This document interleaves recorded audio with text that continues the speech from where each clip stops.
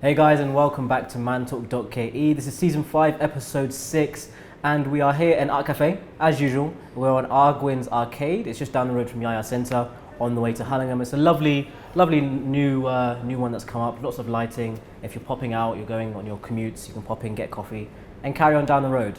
So Oscar, we've had some good episodes. Yeah, we've been ruthless, I think. Yes, I've really been enjoying it. I've been enjoying it. Yeah, it's been a very good season. Yeah. Particularly last episode. Last episode was fantastic. Was it? Yeah, it was fantastic. So guys, we thought, okay, let's basically we went on social media and we said to you guys, we want to have an interactive episode. So we said, give us your questions, your dilemmas, and then we're going to basically answer them on camera this time. Yeah, today we're doing Q&A. So it's a Q&A session, get organic. To know us, we get to know you. Yeah. Fun times. Yeah, getting to know you. I won't sing. I was thinking of the song? I don't know the song. Okay. So, I posted one on my one, you posted on yours, we posted on Mantalk, and we got some interesting questions, Oscar. We got some interesting ones. Some of them are parental guidance, but some of them we can talk about. Yeah. We talk about today. Some are crazy. Yeah. But we will talk about the ones that we can address. Exactly. The vital, honest and elevating. Honest and elevating. And since the show is called Mantalk, we had a very relevant question here, right? Yeah. And I'm going to pose it to you first, and then we'll explore this. Yeah. So somebody has asked. And this is a concern I've heard a few times in the Kenyan context, which is, can you please do a segment teaching men how to be a gentleman because it's wild out here? Crying emoji. I've had a lot of these conversations saying that, there's not enough gentlemen out here. And I had a conversation with my sister that I'll talk about in a second, but I want to know from you, what's your definition first of a gentleman? Dude, you're asking me a really hard question. Exactly. First of all, I'm Kenyan. Yes. So she must have left me out, and you're also Kenyan. Yes, I'm Kenyan in fact. So, through my blood. We have to acknowledge the fact that we're both Kenyan. I think they are Kenyan gentlemen. I just think that there's a lot of Kenyans who aren't, as I'd say, in touch with themselves as they needed to be. So it usually manifests itself in some varied and crazy ways. So the definition of a gentleman for me is just a guy who's in touch with himself, in touch with his reality, just understands courtesy, etiquette, stuff like that. Yeah. That's etiquette. You said etiquette. Understanding etiquette. Etiquette. Yeah. Okay. I think the definition of a gentleman is 1 second. We have our menus. Speaking of being gentlemen. Good. Speaking of a gentleman. Yeah. Double latte with almond milk. That's me. Yeah, double latte. That looks good. Thank you so much. A double cappuccino. Yes, a double cappuccino for me. Double because it's morning. We need that energy. We need that energy. And by any chance, would you like to order for breakfast? Yes, please. Yeah. We have a section for breakfast. Thank you. Yeah. Oscar, let's share today. What Today you having? we share the menu. Last time I had Sicilian breakfast, which slapped. Was it good? I loved it. Okay. I might actually just run that again. But the Eggs Benedict. Today is an Eggs Benedict kind of episode. You want to do Eggs Benedict? Yeah, I am. Yeah? I'm going to do that. He's going back to the Eggs Benedict. I'm going to do the Sicilian breakfast that you mentioned. Yeah. Okay, cool. Actually, wait. I have never tried the English breakfast. Let's switch that. Switch it. Okay. I'll do the English breakfast. Yeah. Okay, perfect. Perfect. So we'll have an English breakfast and a Sicilian breakfast. Cool. So we were talking. I'm excited now. I'm thinking about the food. Yeah. Wait till the sizzle starts. Anyways, so we were talking about. I was talking with my sister. Being a gentleman. Yeah, being a gentleman. I thought because it came from a lady. This question, so I wanted to ask a lady. So on the way to set today, I said, Becky, what's the problem with people not being a gentleman? And we came to the conclusion collectively that the bare minimum is celebrated. Okay, let me drink my coffee. Yeah. Oh my God, what are you saying? So because the bare minimum is celebrated, the standards are lower. So even the definition of a gentleman is like just not being an awful male. It seems like if you're just doing things that should be standard, if you see like you're doing them, people are like, he's such a gentleman. It's like, no, this is just the bare minimum. This is bare minimum. I feel like when you go to like start being the essence of a gentleman, I think it's not even just about how you deal with like women or like people around you. It's how you like carry yourself, how you look after yourself as a man, and then how you then conduct yourself to other people. That would be my definition. But things like opening doors and stuff like that, like that's chivalry. But like that stuff is celebrated so much that people think that's a gentleman. Okay, for me, from my perspective, which is a Kenyan perspective, I think I think there's been a lot of bashing of like men in Kenya, and I feel like that's unfair sometimes. Because I hang around a lot of guys who are like well behaved, well mannered, carrying themselves in the right way. But yes, I do admit there's a lot of Kenyans or Kenyan men who are often out of line with their behaviors, just simply for the fact that they're just showing something, an immaturity or a toxic masculinity, for lack of a better term. So a masculine energy that's a bit toxic. I feel like that can often manifest itself in ways that are like damaging to society.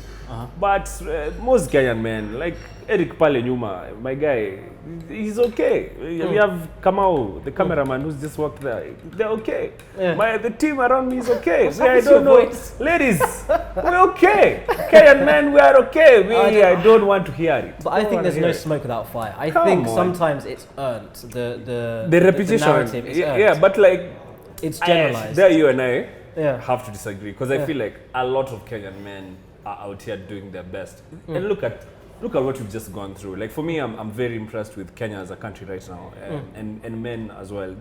Men are trying to feed their families, clothe their girlfriends, not clothe their girlfriends, clothe their wives. Like they're just trying to be proper. They're trying their best. They're even watching the show. Mantalk is being watched by men. We need to celebrate men now. I've had enough. I've had enough. I think it's split. There is the side where there are men that are earning that reputation that's now detrimental to the rest of us. Where some of the actions means that the bare minimum standards is what's expected. But I know what you mean. There are some very solid guys. So I don't think past experiences or like generalizing should inform someone's decision of how they perceive a man, basically, because there's guys on both sides. So to answer the question, there's no definition of a gentleman. It's individual. It's individual. It's individual. And Kenyan men, you're a gentleman. We support you. Continue that way. Continue watching Mantalk. Kenyan men, this is a show for you. Don't listen to the nonsense. I think you should have started that with my fellow Kenyans. My fellow Kenyans. Kenyan men are okay. Partner. We can't continue like this. So I won't say your name, but I hope that kind of answers the question. I think. Kenyan men, you're okay. You're okay. But okay, you're okay. Okay, but let's be better. We can always be better. We can always be better. Growth is imperative. Growth is imperative. Growth is imperative. Yeah, that we agree. Speaking of my sister, we were having the conversation about the gentleman thing, and then she said, I have a question for you guys. So Becky in the social media corner, we'll give us some clicks. Becky in the social media corner. What's your question? Shout. What were your first impressions when you both met each other?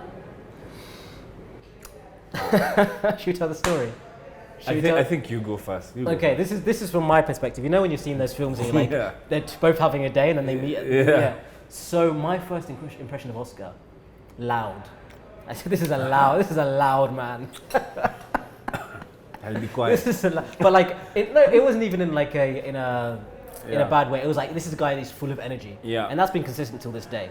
To this day. So to this day. So I remember we were in where were we? We were in a restaurant. It was Box, and I was on the way to Kempinski for a meeting, and then you were on the way somewhere else as well, but we were like having lunch there, right? And then I was having a meeting about Mantalk, then you walk in, and then I think you said to our mutual friend Nick, you're like, hey, Nick! And you came over just like energy. I was like, oh, introduced you, like it was a lot. It was just a lot. I was like, okay. So that was our first like interaction, and then our second interaction. So first impression was loud and energetic. Second impression was intelligent. So second impression was when we did our first shoot, and it was the second time meeting you. And then we were just talking about background and stuff like that. We started talking about business within the first like 3 minutes. We had a debate with a drunk guy. And I was like, this guy's intelligent. And then 2 years later, here we are. So initially, cheers. Yeah, cheers. So that's my first impression. Business, babies. What was your first impression of me? First of all, I'm going to be honest with you. I already told you this. I already had an impression formed from my younger brother watching your stuff on YouTube. I remember this. And I was like, who's this Meru guy in London with shorts playing tennis? He's affecting the brand.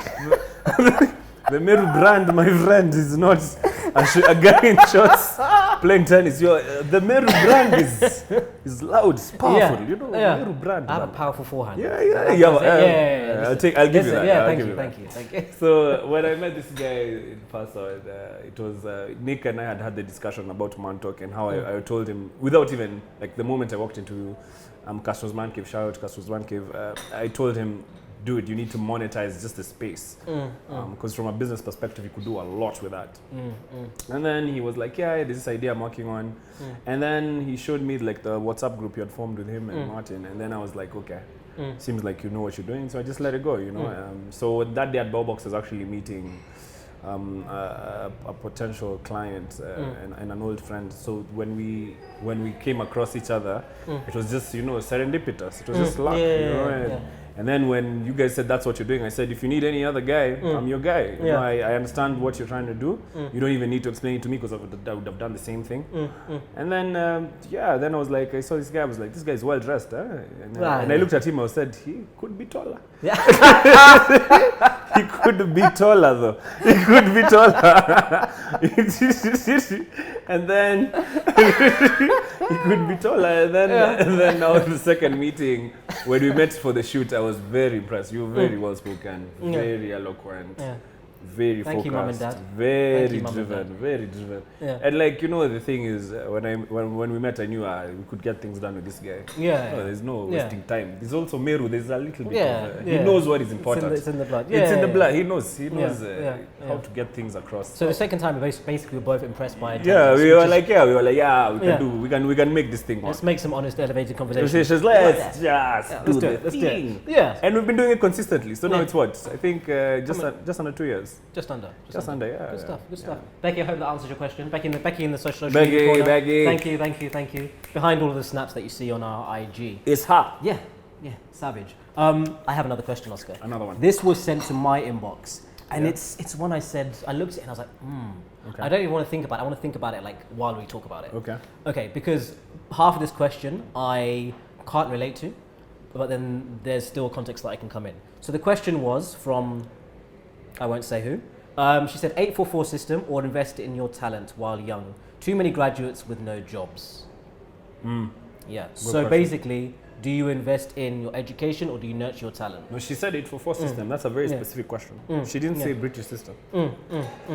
So I think you can talk about the 844. I went through 844. So I won't lie. You have to understand that 844 has some colonial roots, and only now is the Kenyan system of education changing. Colonial. Maybe a bit queasy. Go on. Yeah. So 844 has the 4K system that was there in the 70s and 80s, and now that's evolved to the 844 system that we have now, that we had then. That's now changed from the Ministry of Education. Ministry of Education made some recent changes.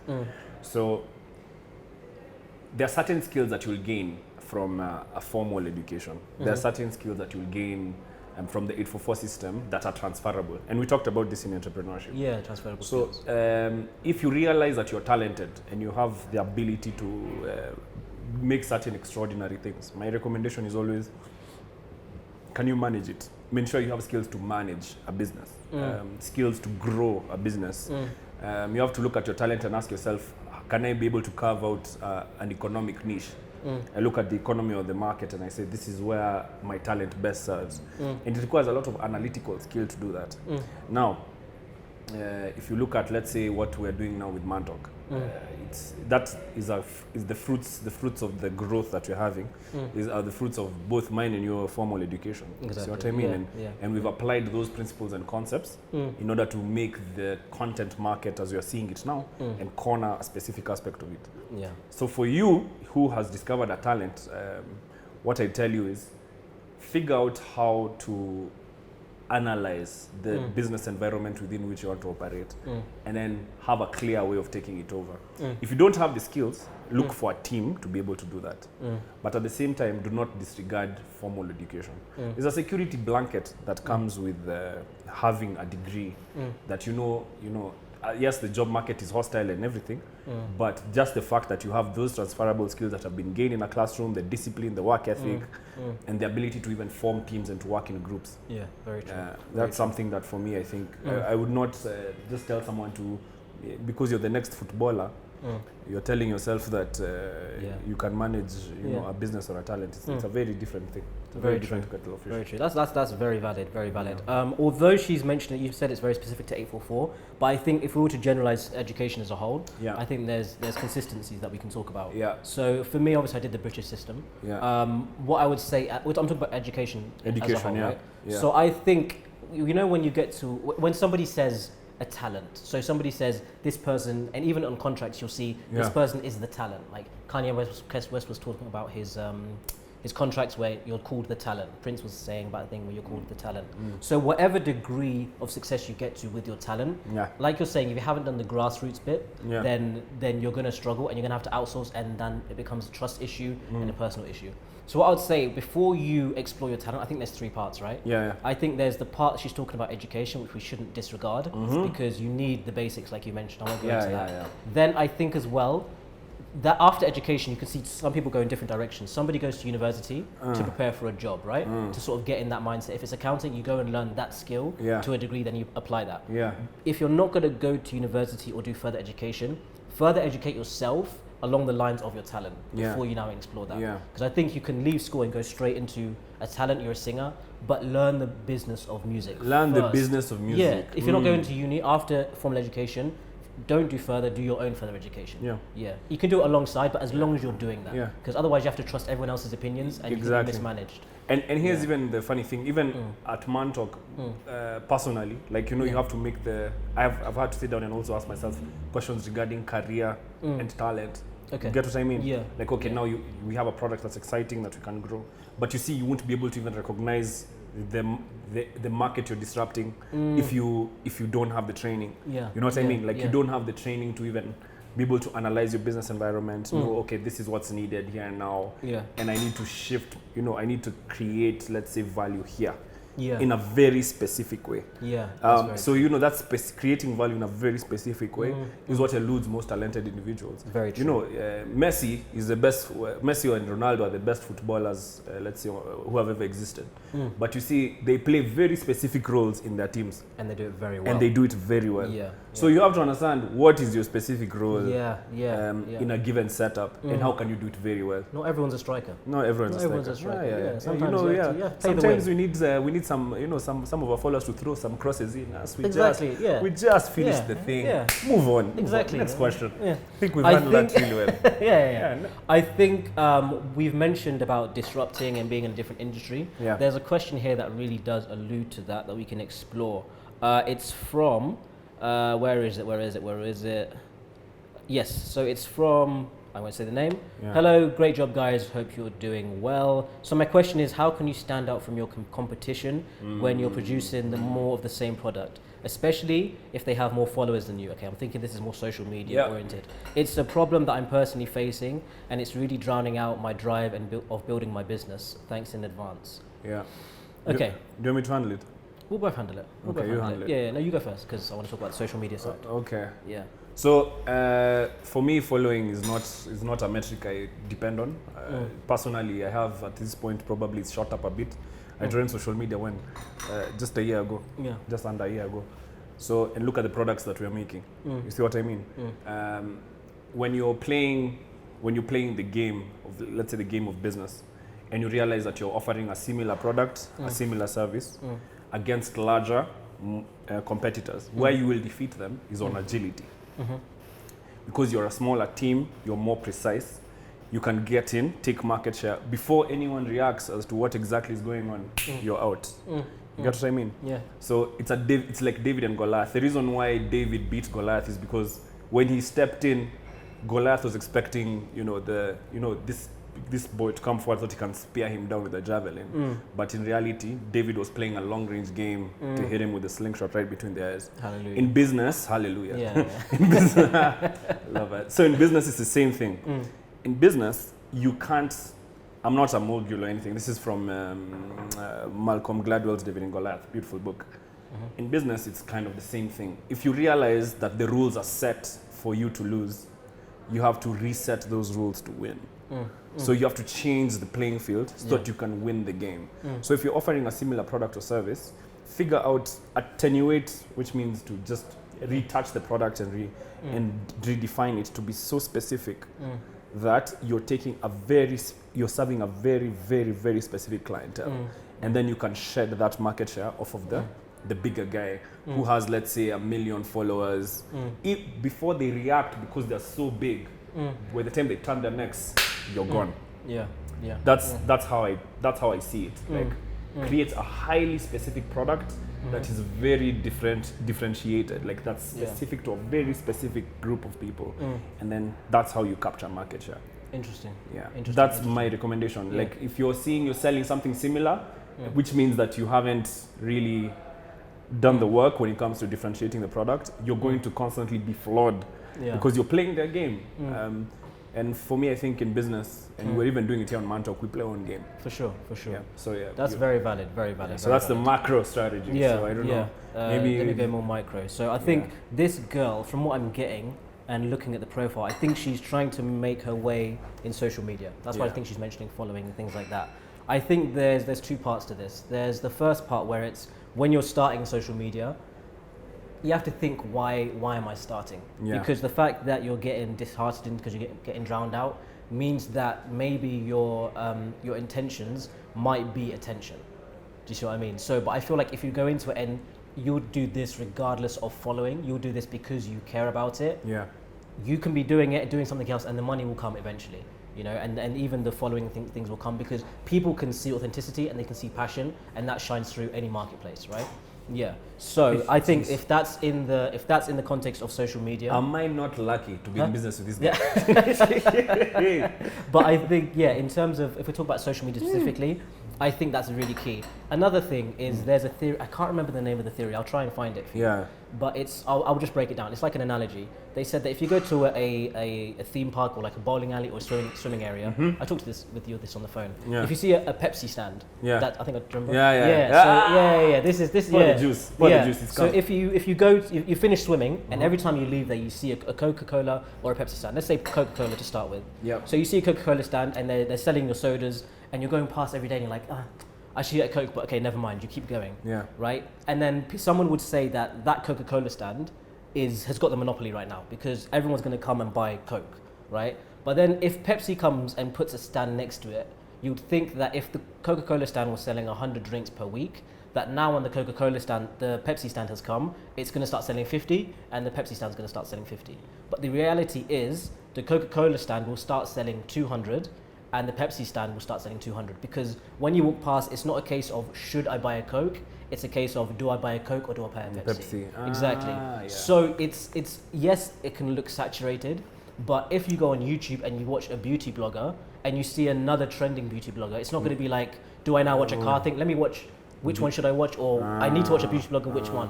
So I would say it's good that the market, it sort of makes your options more linear. So I think it's a good thing, play into that. And the one thing I'd say with that is collaborate. It's not competition.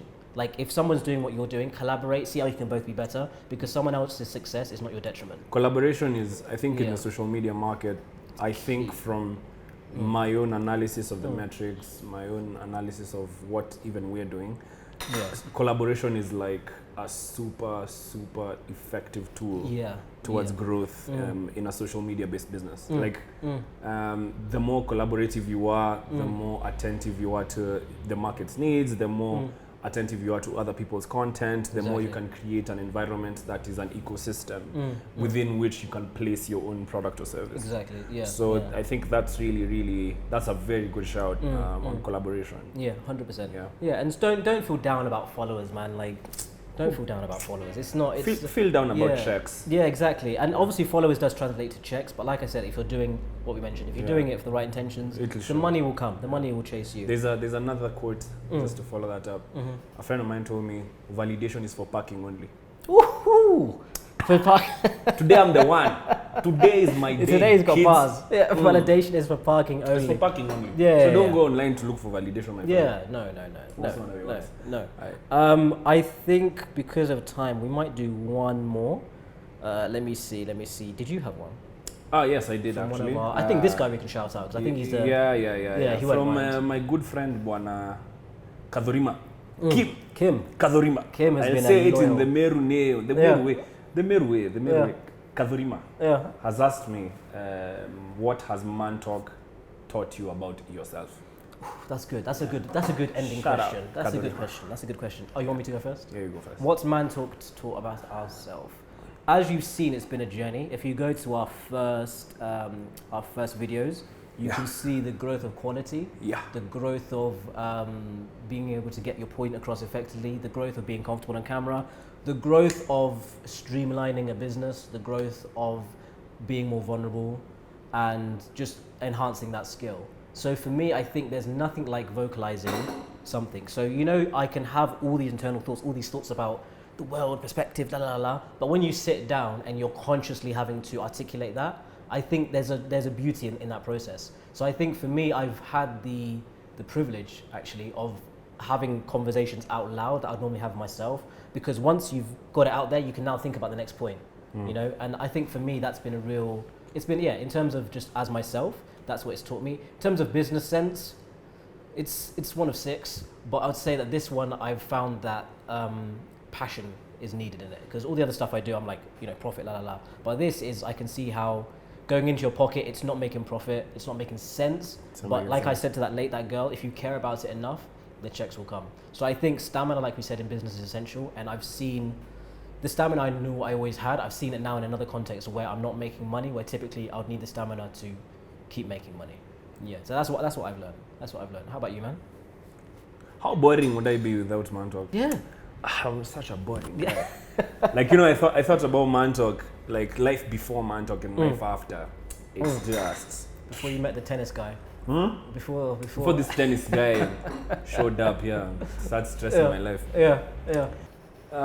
Okay, so now, for me personally, thanks Kim for that question. It's a very introspective question. I've really had to take a lot of time to think about it.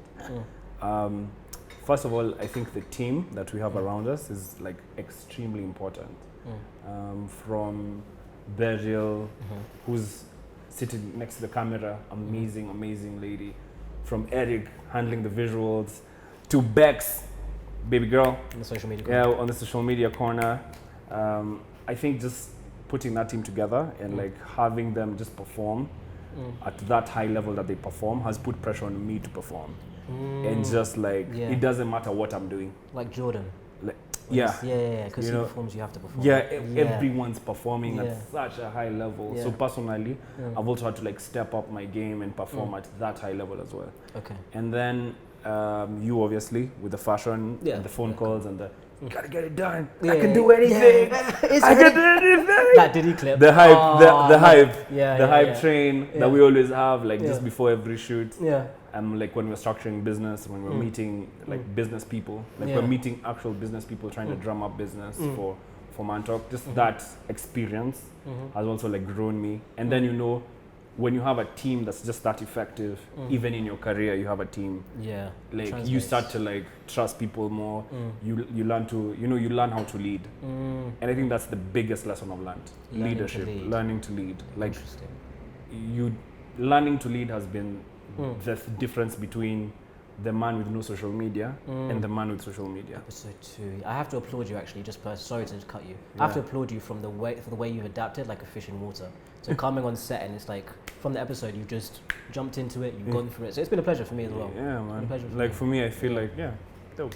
I feel like that's like, and the partnership that we've built, that's, for me, that's been amazing.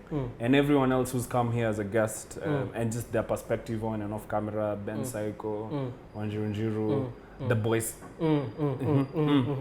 Yeah. Ruthless episode. Like all that has taught me like to have different perspectives, to think with an open mind.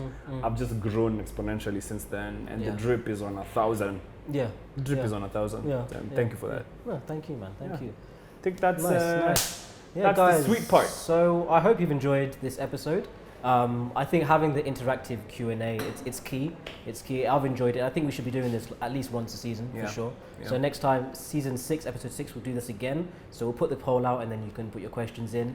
Thank you, Art Caffe, as usual, for helping us out with the location, for feeding us, sorting out our drinks as well. And if you are watching this on YouTube or on podcast, then if you head to our social media, the link is in the bio of all of these, then you can take part in the giveaway. We'll be posting that the day after this, so you can win yourself a breakfast as well. So thank you guys. We'll see you on the next episode. Peace. Peace.